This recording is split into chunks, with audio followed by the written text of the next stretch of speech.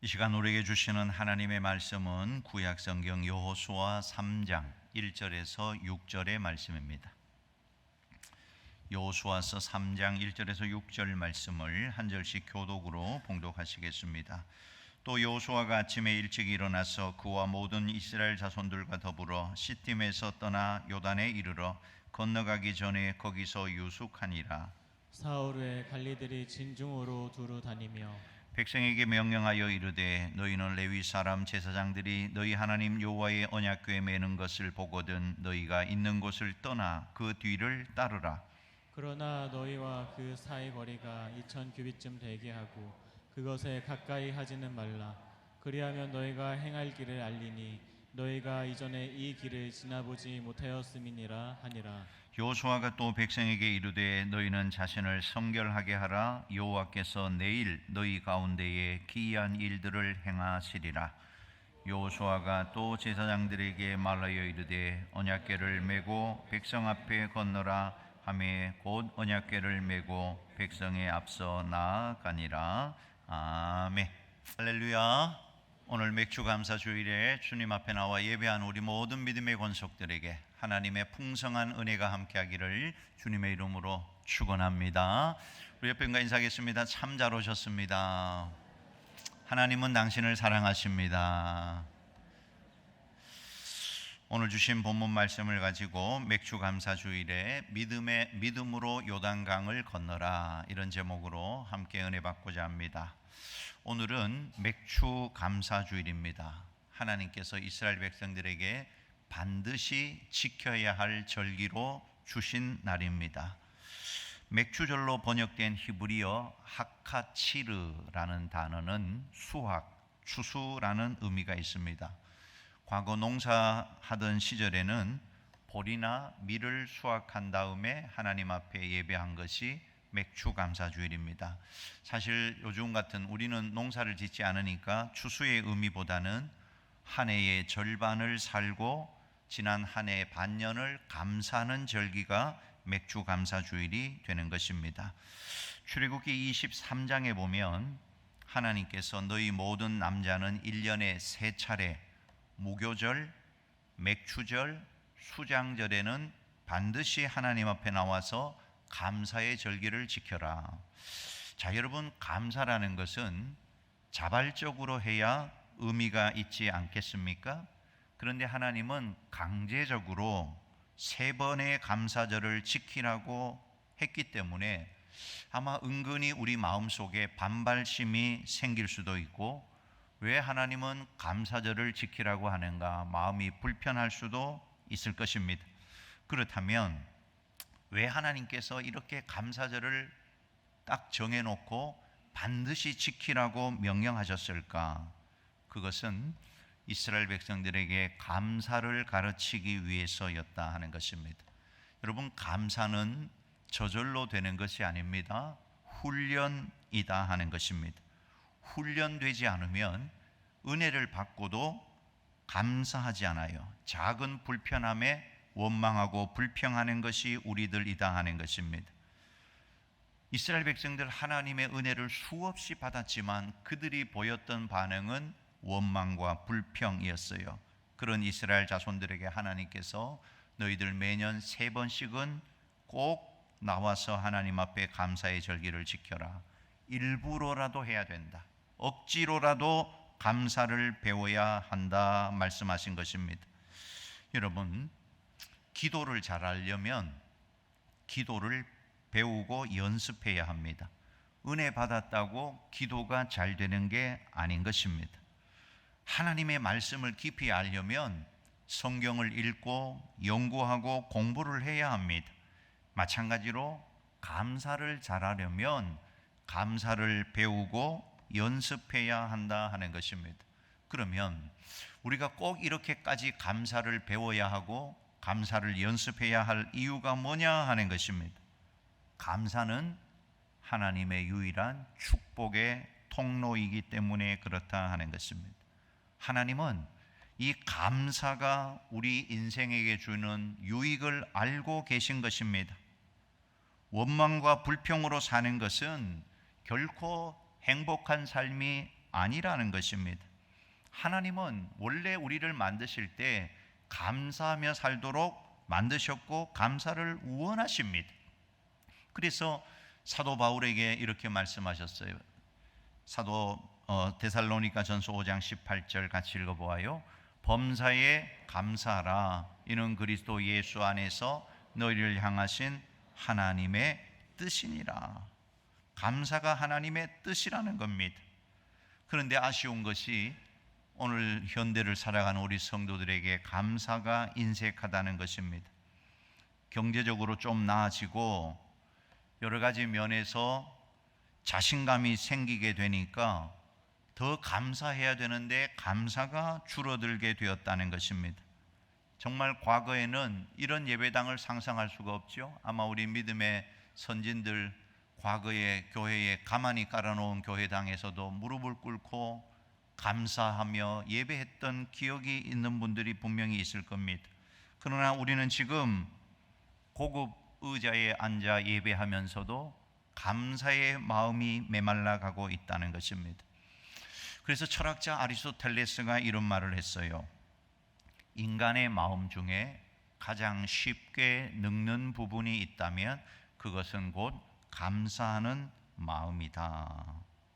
감사는 의도적으로 훈련하지 않으면 쉽게 우리 마음과 입술에서 사라지게 된다 하는 것입니다. 어쩌면 오늘 우리가 하나님의 뜻을 행하기 위하여 가장 시급하게 회복해야 될 것이 바로 이 감사하는 마음이다 하는 것입니다. 영국의 주경가 매튜 헨리가 이렇게 말했어요. 같이 한번 읽어볼까요? 감사는 더하기와 같아서 우리가 감사하면 거기에 하나님의 축복이 더해지고 그래서 어떤 일이든지 어디서든지 감사하면 플러스의 축복이 주어진다. 그러나 반대로 원망과 불평은 빼기와 같아서 지금 가지고 있는 것까지 빼앗기고 없어진다. 여러분, 감사와 불평의 공통점이 있습니다. 하면 할수록 늘어난다 하는 것입니다. 불평하면 불평할 일이 계속해서 늘어나게 되어 있습니다. 감사하면 또 감사할 수 있는 조건과 은혜가 계속 주어지게 된다 하는 것입니다. 이런 이유로 하나님은 이스라엘 자손들에게 1년에 3차례는 꼭 하나님 앞에 나와서 억지로라도 일부러라도 감사하라고 말씀하신 것입니다. 오늘이 주님이 정한 맥주 감사주일. 오늘 우리는 마음에 감사하는 마음이 일어나지 않더라도 훈련으로도 감사해야 합니다. 하나님 앞에 감사하는 자에게 또 감사의 은혜를 주실 줄로 믿습니다. 자, 오늘 본문은 이제 가나안 땅 진군을 앞두고 이스라엘 백성들 앞에 큰 위기가 봉착하게 됩니다. 그것은 범람하고 있는 요단강입니다. 지금 이스라엘 백성들이 도강하려고 하는 그 시기는 만수의 시기입니다. 물이 가득 차 있어요. 자, 이스라엘 백성들 장정만 60만 명이다. 그러면 아내와 자식들 다 합하면 200만 명 정도의 인원이 됩니다. 그들이 강을 건너야 한다는 건 쉬운 일 아닙니다. 그 당시 강의 폭도 넓어지고 강도 깊고 물이 범람하고, 그러나 그 강을 건너야 해요. 그래야 목표하고 있는 가나안 땅에 들어갈 수가 있습니다. 자, 여러분, 우리가 위대한 사역을 하기 위해서는 이런 난관이 우리 앞을 막고 있다는 것을 기억해야 합니다. 저들 앞에 요단강을 건너야 하는 새로운 도전이 있는 것입니다. 그러나 그들은 가나안이라는 목표가 있기 때문에 그 땅을 건너가는 것입니다. 자, 그러면 오늘 이스라엘 백성들 앞에 놓여 있는 이 요단강, 불가능한 일이 어떻게 가능할 수 있었을까? 오늘 그 원인을 찾고 우리에게 교훈을 받고자 합니다. 그 첫 번째는 분명한 목표를 가져야 한다는 것입니다. 분명한 목표를 가지라는 것입니다. 자, 지금 이스라엘 백성들에게는 목표가 있어요. 무엇이죠? 하나님이 약속하신 가나안 땅으로 들어가는 것입니다. 지금 자신들의 능력과 자신들의 형편과 상관없이 반드시 가야 할 길이다 하는 것입니다. 하나님이 주신 삶의 목표가 분명히 그들에게 있었다는 것입니다. 자, 여러분 인생을 살아가면서 정말 여러분 이 시점에서 하나님이 여러분에게 주신 삶의 분명한 목표를 가지고 있냐 하는 것입니다. 인생의 목표가 분명하면 삶의 변화가 일어납니다. 무엇보다도 열정이 생기는 것입니다. 여호수아에게 변화된 모습이 나오는데 오늘 본문 1절에 보면 또 여호수아가 아침에 일찍이 일어나서, 목표가 있는 사람은 일찍 일어나는 것입니다. 열정이 있는 사람은 뭔가 하려고 일찍 일어나는 것입니다. 여러분 여호수아 6장에서 8장에 걸쳐서 계속해서 여호수아가 일찍 일어났다. 여러분 집에 가서 한번 읽어보시기 바랍니다. 누가 시켜서 억지로 일어난 것이 아니고 자신이 해야 할 일이 있기 때문에, 가나안에 들어가야 될 목표가 있기 때문에 일찍 일어난 것입니다. 아침에 눈을 떴을 때 내가 해야 할 일이 있는 사람하고 아무것도 할 일이 없는 사람의 마음가짐은 다르다 하는 것입니다. 사람은 목표가 있을 때 그 목표에 헌신하게 된다는 것입니다. 목표가 있을 때 사실은 순종도 가능한 거예요. 어쩌면 인간에게 가장 어려운 것이 순종일 것입니다. 자기가 하려고 했던 일인데 누군가가 갑자기 시켜요. 그러면 하고자 하는 마음이 쑥 들어가 버리고 만다는 것입니다. 그러나 여러분, 인생의 목표가 분명한 사람은 그 목표를 위해서 자기를 던지고 순종하는 일을 시도한다는 사실입니다. 오늘 많은 그리스도인들과 교회의 문제가 뭐냐? 분명한 신앙의 목표가 없는 것입니다. 그 목표를 이루기 위한 열정, 헌신이 점점 사라지고 있다는 것입니다.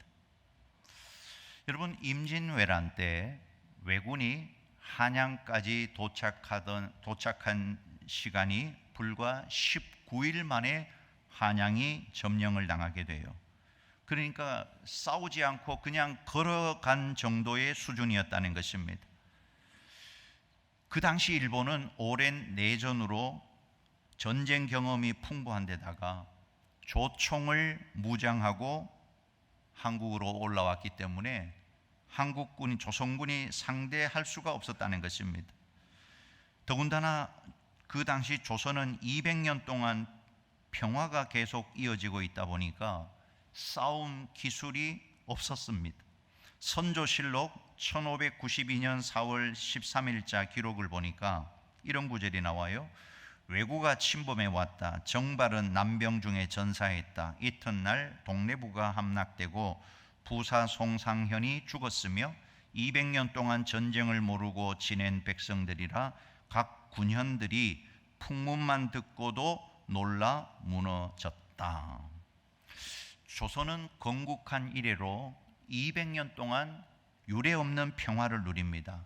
조선이 언제 건국됐냐면 1392년에 조선이 건국되고 딱 임진왜란이 일어난 연도가 1592년, 딱 200년 되던 날입니다. 정확하게 200년. 그러니까 그 당시에는 전쟁이 없어요. 유례없는 평화의 시기입니다. 그러다 보니까 사람들이 문을 숭상해요. 무를 전시해요. 그러니까 글 쓰고 배우는 것, 숙문, 천무의 경향이 드러나게 됐다는 것입니다. 전쟁에 대한 위기의식이 부재한 거예요. 국경을 방어하는 일들이 거의 이루어지지 않았다는 것입니다. 임진왜란 때 조선군을 가장 괴롭혔던 것이 조총이었어요.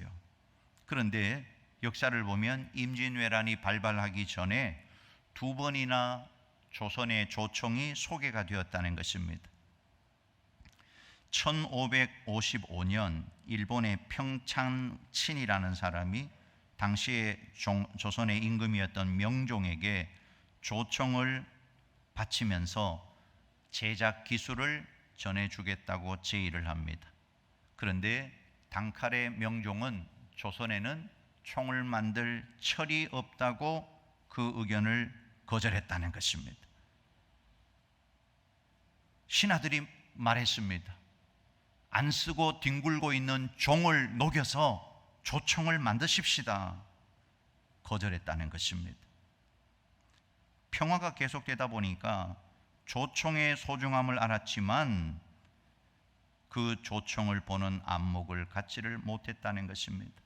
자, 오늘도 이 시대를 바라보는 해안과 목표를 가지고 있냐 하는 것입니다. 그저 하루하루 목표 없이 그냥 살아가고 있지는 않는가 하는 것입니다. 자, 우리 교회도 지난 10년간 우리는 큐티하는 교회로 거듭났고 셀 모임하는 교회로 거듭났습니다. 앞으로 100주년 아니 그 이상 이제는 제자 되어 제자 삼는 교회로 나아갈 것입니다.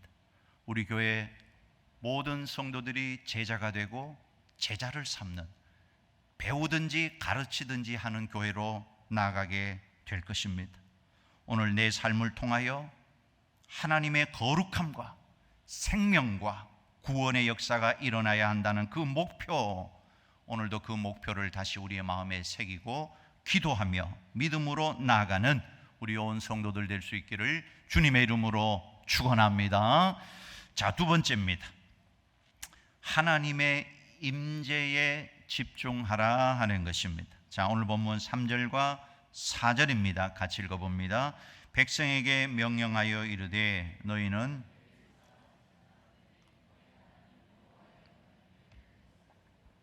너희가 있는 곳을 떠나 그 뒤를 따르라. 그러나 너희와 그 사이 거리가 2000규빗쯤 되게 하고 그것에 가까이 하지는 말라. 그리하면 너희가 행할 길을 알리니 너희가 이전에 이 길을 지나보지 못하였음이니라 하니라. 여기에 규빗이라는 것이 나오죠. 여러분 잘 알 것입니다. 이 손끝에서 팔꿈치까지 대략 45cm 정도 됩니다.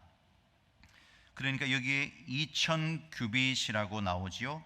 그러면 대략해서 900m 정도, 1km 정도 거리가 떨어져 있는, 요 1km라는 거리는 육안으로 볼 수 있는 최전방, 1km가 넘어가면 정확하게 그것을 보기가 어렵다는 것입니다. 그러니까 지금 법궤가 1km 앞에서 200만 명의 모든 사람들이 보는 가운데 그 목표를 따라 가고 있는 모습인 것입니다. 모든 백성들이 언약궤에 주목하고 집중하고 있어요. 이게 뭘 말하는 것입니까? 하나님의 법궤는 하나님의 임재를 상징하기 때문에 우리는 이제 하나님의 인도를 따라가겠다는 것입니다. 하나님만 바라보고 가겠다는 것이에요. 과거 40년 전에 가데스 바네아에서 정탐꾼을 보내고 그들이 실패한 이유가 뭐죠? 그때 들어갈 수 있었단 말입니다. 출애굽하고 2년 만에 가나안에 들어갈 수 있었는데 그들이 가나안에 들어가지 못한 이유는 자기 경험을 더 의지한 것이에요. 자기들이 가보니까 그 민족들에게 비해서 우리는 메뚜기와 같다, 불가능하다, 인간의 생각을 앞세웠던 것입니다. 그런데 이번에는 보십시오. 여호수아가 하나님의 임재의 상징인 법궤만 보고 가라는 것입니다. 자기 경험을 의지하지 말고, 자기 생각을 앞세우지 말고 하나님의 말씀을 의지하여 믿음으로 전진하라는 것입니다. 여러분, 여호수아는 이 불가능한 현실 앞에서 하나님의 법궤만을 바라보고 나가는 것으로 불가능을 가능하게 만들었다는 것입니다. 여러분, 우리 역시 그래야 한다는 것입니다. 때로는 우리가 인생을 살아갈 때 어려움과 고난이 있어요. 어떤 분이 그럽니다. 하나님은 선하신데 왜 이런 고통을 주시는지 도무지 모르겠다고 항변을 합니다. 왜 죄 없는 사람이 고통을 받아야 하는지. 참 이런 때는 하나님을 믿으면서도 정말 시험에 두는 순간일 수 있습니다. 하나님은 우리에게 언제나 건강만 주시지 않습니다. 하나님은 언제나 우리에게 평탄한 길만 주시지 않습니다. 그래도 하나님은 선하십니다. 하나님은 우리가 가고 싶은 길로 인도하시는 것이 아니라 우리가 가야 할 길로 인도하신다 하는 것입니다. 환경을 탓하지 마십시오. 중요한 것은 우리가 지금 누구를 주목하고 있느냐 하는 것입니다. 환경의 문제가 아니에요. 하나님을 주목하고 있느냐 하는 것입니다. 50년 전에 미국 텍사스주에 데럴이라는 이름의 한 흑인 남자아이가 태어납니다. 이 아이는 태어나자마자 부모에 의하여 남의 집 문 앞에 버려지게 됩니다. 다행히도 그 집의 할머니가 정말 예수를 잘 믿는 할머니였는데 돌아가실 때까지 7살 될 때까지 이 아이를 가르쳐 주어요. 성경 말씀을 가르쳐 주고 열심히 아이를 양육합니다. 이제 7살 때 이 할머니가 돌아가시고 나자 성경 하나를 유산으로 남겨주었는데 이 아이는 그때부터 이 집 저 집 위탁 부모의 집으로 전전하며 성장하게 됩니다. 가게 불빛 아래에서 쭈그리고 앉아서 공부를 하기도 하고 다리 밑에서 숙제를 하기도 하고 점심도 자주 굶게 되고 그때마다 이 아이가 하나님께 이렇게 부르짖었다는 것입니다. 하나님, 나도 가족들과 함께 끼니를 굶지 않고 밥을 먹고 싶고 한 번이라도 포근한 침대에서 자고 싶습니다. 12살짜리 애한테 그게 지나친 욕심입니까? 그때 하나님의 대답이 들려왔다는 것입니다. 나를 믿어라. 내가 너의 인생을 주관하고 있다. 밑도 끝도 없는 대답이었지만 이 어린 소년이 하나님을 믿고 견디기로 했다는 것입니다. 그 후에 이 아이가 기적적으로 신학교를 들어가게 되고 목사가 되고 남침례 교회에 떠오르는 별같은 설교자가 됩니다. 그의 설교가 TV를 통하여 전국으로 반영되던 어느 날 뉴욕의 한 노인으로부터 전화가 걸려옵니다. 그는 이 데럴을 버린 아버지였습니다. 이 아버지는 노인 요양병원에서 반신불수가 되어 휠체어에 앉아 있었습니다. 술과 마약과 폭력으로 찌든 젊은 세월을 보낸 결과였습니다. 거기서 이 데럴은 배다른 형제들도 만나게 됐는데 모두가 다 슬럼가에서 술과 마약 범죄로 몇 번씩 감옥에 갔다 온 처참한 인생을 살고 있었다는 것입니다. 아버지 어머니가 남의 집 앞에 버린 이 소년만 정상적으로 자라 하나님을 믿고 좋은 목회자가 되었던 것입니다. 그때 이 흑인 목사 데럴이 하나님 앞에 감사했다고 합니다. 하나님, 정말 감사합니다. 자라면서 저는 하나님을 많이 원망하기도 했는데 정말 당신이 제 인생을 주관하고 계셨군요. 제가 믿음 좋은 할머니 집 앞에 버려져 그분의 손에 7살까지 큰 것이 은혜였군요. 그렇습니다.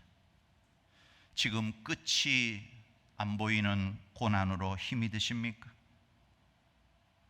인간의 눈으로는 이해할 수 없는 그 고난도 그 안에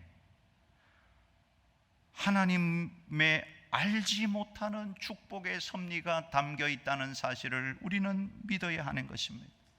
하나님의 큰 그림을 믿어야 하는 것입니다. 다시 용기를 내어서 시작해 보십시다. 이제는 하나님의 임재에 집중해서 말입니다. 우리의 판단, 우리의 생각이 아니라 하나님의 임재에 집중해서 하나님의 인도를 따라 말씀을 따라 순종하며 한번 걸어가 보십시다. 법궤를 따라 나가는 믿음의 성도들이 다 될 수 있기를 주님의 이름으로 축원합니다. 마지막 세 번째, 자신을 성결하게 하라 하는 것입니다. 오늘 본문 5절입니다. 같이 읽어보아요. 여호수아가 또 백성에게 이르되